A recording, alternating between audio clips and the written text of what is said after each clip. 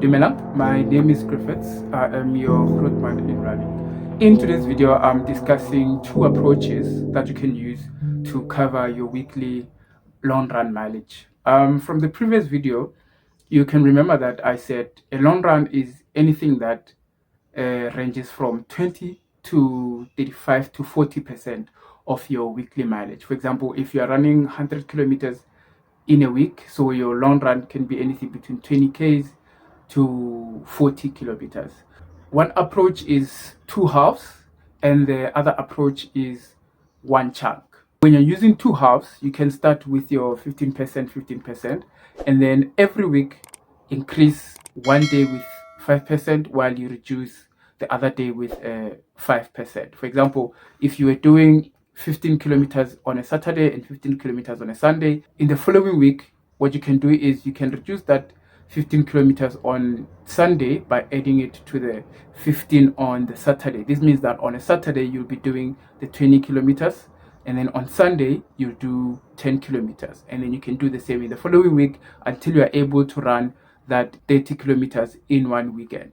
And when you do this, it's best to start with low mileage and build up as time goes by. With one chunk approach, you do your long run on one day and not divide it by two.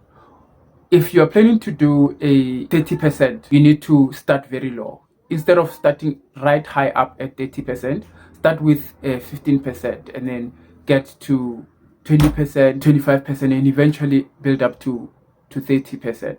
If you start by going straight to the 30%, what will happen is you might be doing a lot of mileage too early, and that may lead to injuries. What I usually do, and I've heard other runners do, is that they start with the two halves and then increase the one half until they get to the 30% or the 40% of the mileage.